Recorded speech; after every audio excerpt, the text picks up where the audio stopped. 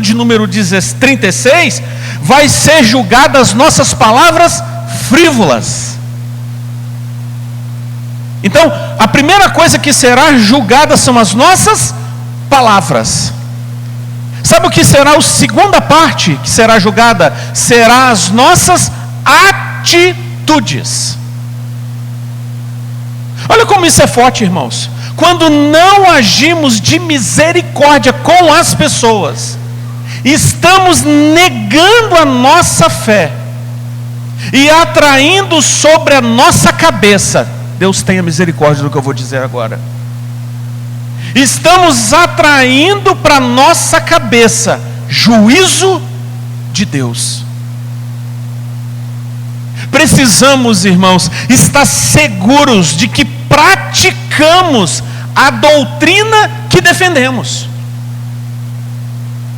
Precisamos nos atentar para essas coisas. E aqui nós vamos para a segunda parte desse sermão. Primeiro a gente observou como testar essa fé. E agora nós vamos identificar, irmãos, o que Tiago está dizendo sobre a fé morta. O que é uma fé morta?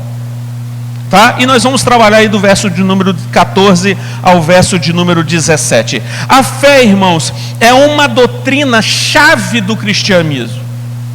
O pecador, irmãos, ele é salvo pela fé. Não é isso que a Bíblia diz em Efésios no capítulo 2, no versículo de 8 a 9? Não é isso que Paulo está dizendo? Que o pecador é salvo pela fé. Já em Romanos, no capítulo de número 1, no versículo de número 17, vai afirmar que o justo, ele vive pela fé. Em Hebreus, no capítulo 11, no versículo de número 6, vai dizer, irmãos, que sem a fé é impossível agradar a Deus.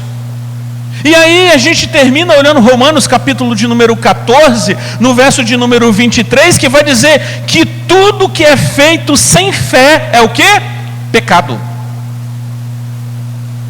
Queridos irmãos, fé é a confiança de que a palavra de Deus é verdadeira, não importando as circunstâncias. E aí a gente observa, qual é o tipo de fé que salva uma pessoa? Nem todas as pessoas, irmãos, que dizem crer em Jesus, são salvas. É só você ler Mateus capítulo 7, versículo de número 21. Quais são então as características de uma fé morta? Quais são essas características? Em primeiro lugar, é uma fé divorciada da prática da piedade. É uma fé morta. É um erro, irmãos, pensar que apenas recitar ou defender um credo ortodoxo faz de nós uma pessoa cristã. Irmãos, aceitarmos intelectualmente apenas não é uma fé salvadora. Eu posso estar dentro da igreja, irmãos, dizer que é verdade, que eu estou escutando é verdade. Eu posso ter as práticas de um culto a vida inteira e não ter o fruto da fé, que são as obras. Então, irmãos, eu não criei naquilo que eu defendo. E isso acontece dentro da igreja, irmãos. As igrejas hoje estão cheias de pessoas que dizem crer, mas não vivem o que creem. E isso é uma fé morta. É por isso, irmãos, que você vê algumas pessoas nunca avançando no evangelho. É sempre os mesmos problemas, é sempre as mesmas perguntas, é sempre a mesma vida raquítica na fé. Por quê? Porque ela ainda não entendeu que a fé sem as obras é uma fé morta. Amém? Em segundo lugar, irmãos, uma fé morta é uma fé meramente intelectual. O que é isso, irmãos? As pessoas concordam com algumas verdades. Elas chegam, nossa, né, hoje, glória a Deus, né? O que o pastor falou foi uma bênção, é uma verdade. Aí no outro dia ela chega aqui e fala, meu Deus do céu, mas para que dizer isso? Aí ela não consegue entender que aquilo que massageou o coração dela no domingo, irmãos, é a mesma, faz parte da mesma palavra que confronta o pecado dela hoje. Então, irmãos, no verso 14, Tiago pergunta: pode acaso semelhante fé salvá-lo?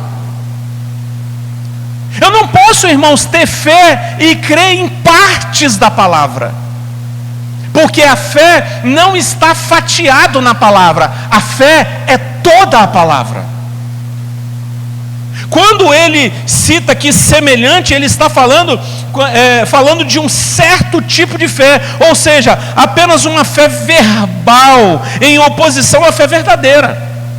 Irmãos, nós precisamos parar de falar menos e fazer mais. Você quer ver um exemplo prático, irmãos, de uma fé morta? É aquela pessoa que traz 1 milhão de ideias para a igreja.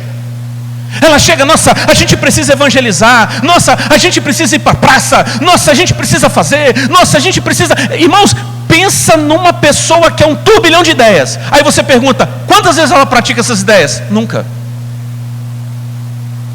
Ela crê, na verdade, que é preciso evangelizar, mas a fé dela não motiva ela a ter prática da palavra.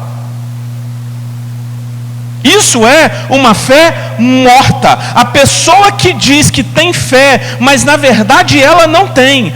As pessoas com uma fé morta substituem a obra pelas palavras.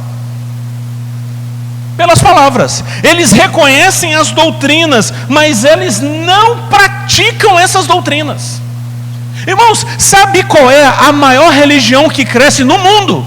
A Assembleia de Deus. Vocês sabiam, irmãos, que a Assembleia de Deus, já disse aqui 1 milhão de vezes e vou voltar a repetir, né? A Assembleia de Deus, ela foi constituída por pastores indoutos a vida inteira. Mas por quê, irmãos? Porque o pouco que eles conheciam da fé, eles praticavam. Por isso que cresceu. Não adianta eu ter intelectualidade e não ter prática. É um conhecimento burro. Eles têm discurso, falam bonito, mas não têm vida. A fé está apenas na mente dessas pessoas, mas não está na ponta dos dedos. Uma outra coisa que evidencia, irmãos, uma fé morta, sabe qual é? É uma fé ineficiente. Que fé é essa, irmãos? Tiago dá 2 exemplos para ilustrar a fé morta. Primeiro, um crente vem para a igreja sem roupas próprias e sem comida. Aí levanta um irmão na igreja com uma boa oratória, né? Uma pessoa com a fé morta, ela vê essa situação e não faz nada para resolver a necessidade do irmão. Irmãos, a Bíblia diz que nós devemos ajudar principalmente aos domésticos da fé, como está em Gálatas capítulo 6, versículo 10. Então, irmãos, é inconcebível para aqueles que professam crer em Jesus Cristo, ver uma pessoa necessitada, um irmão da igreja necessitado, chegar na igreja sem uma roupa adequada, ou com a barriga com fome e não fazer nada. Isso demonstra, irmãos, que nós não temos fé, nós não cremos em Deus, nós ainda não entendemos a raiz da nossa salvação. Irmãos, e isso está onde? Isso está em 1 Timóteo capítulo 6, versículo 8, em Gênesis 28 e 20. Comida e roupa são necessidades básicas, irmãos. Como os crentes devemos ajudar todos, principalmente aqueles da nossa família, da nossa casa, da nossa congregação. E aí, irmãos, aqui há 2 pontos. Um é o que não ajuda, e o outro é que não pede ajuda. A Bíblia vai dizer que nós devemos levar as nossas necessidades aos santos. Quando você se retrai dentro da sua casa passando necessidade, está demonstrando uma soberba. Isso também é uma prática de que você não entendeu a fé que você crê, que você diz crer. Soberba. Uma outra forma de você identificar uma fé morta é uma fé inútil, que é o quê? É uma fé sem obras, ela é inoperante. Inoperante. Se uma fé é inútil de forma geral, irmãos, grava isso que eu vou dizer, ela também o é no caso da salvação. Porque uma coisa está ligada à outra. Uma coisa está totalmente ligada à outra. E um outro ponto que a gente consegue enxergar sobre uma fé morta é uma fé incompleta. Olha comigo o verso de número 22, por favor, aí na sua Bíblia. Bem vês que a fé cooperou com as suas obras, e que pelas obras a fé foi aperfeiçoada. As obras, irmãos, são a evidência da fé. Somos salvos pela fé para as obras.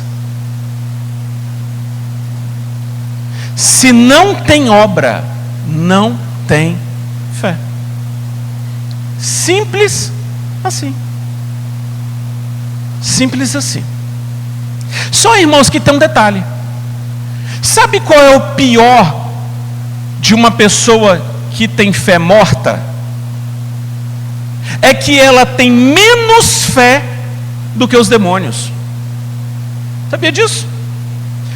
Que é a terceira parte, sobre a fé demoníaca, que está lá no verso de número 19. Leia na sua Bíblia. Tu credes que há um só Deus? Fazei bem. Também os demônios